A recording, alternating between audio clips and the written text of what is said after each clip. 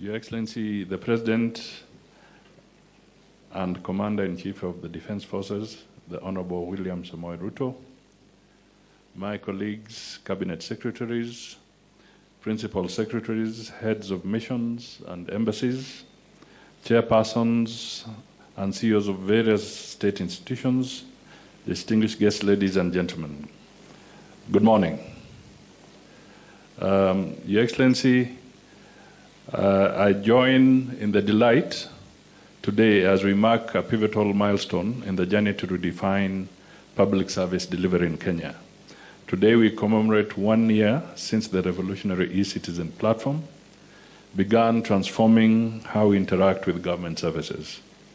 We also will be witnessing the official launch of the third generation ID, a significant step in advancing Kenya's digital and technological aspirations.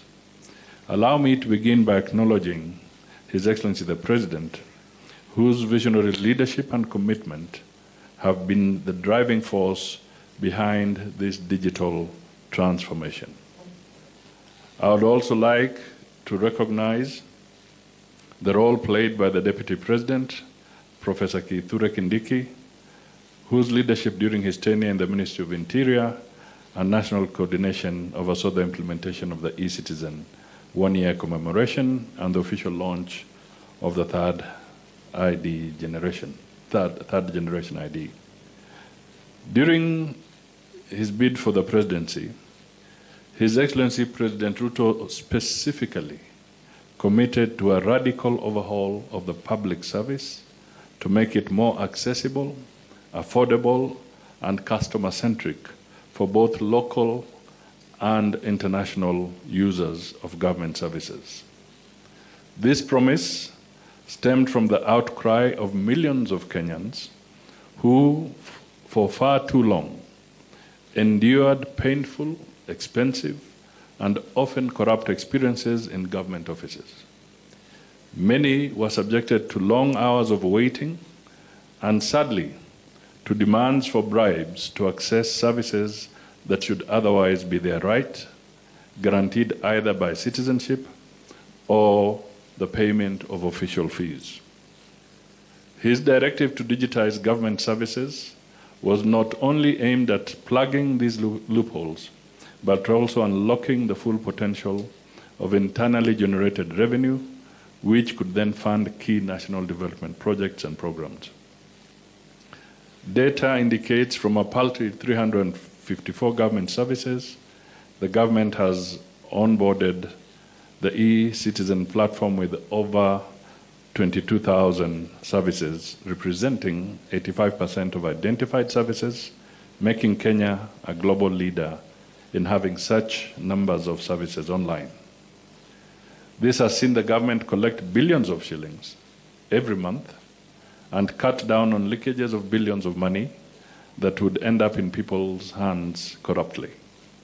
On the same note, doing away with the 1,130 pay bill accounts for its e-Citizen and collapsing all of them into the 22222 pay bill has seen the government grow its revenue share.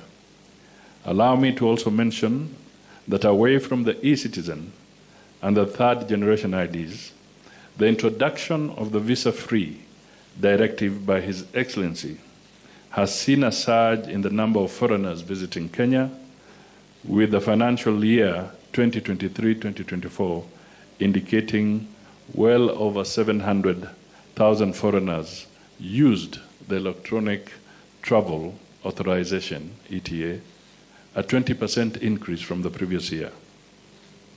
Your Excellency, with your permission, let me just make a clarification. The ETA is not a visa. By explanation, a visa is defined by the Vienna Convention, where it is a document that everybody knows and it's issued as a visa.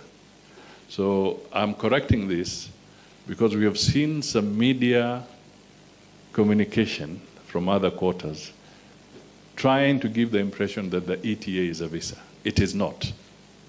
Please look for the definition of a visa as defined under the Vienna convention.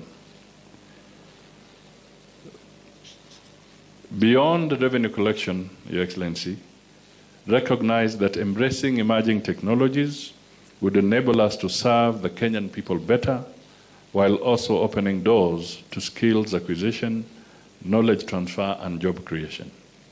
It is in this spirit that the President directed all ministries, departments, corporations, and agencies to digitize their services and integrate them onto the e-platform, setting an ambitious but necessary deadline at that time of December 2023.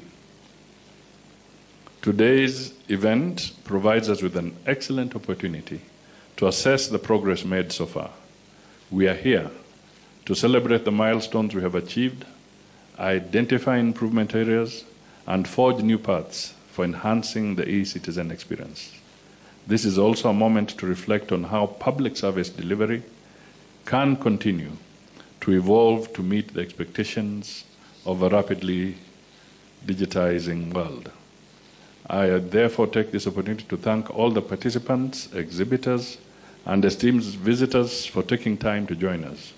Your presence here is a testament to the collective effort and shared commitment needed to propel Kenya forward in this digital era. As we officially witness the third generation ID launch, I am confident that this initiative will further integrate technology in Kenya's daily lives, enhance convenience, and solidify our nation's position as a trailblazer in innovation and digital transformation. Together, let us remain steadfast in our resolve to build a Kenya where government services are efficient, accessible, and driven by the needs of our people. Thank you, and may God bless you. It is now my singular honor to request everybody to be upstanding so that we can welcome His Excellency the President to make his official remarks. Thank you.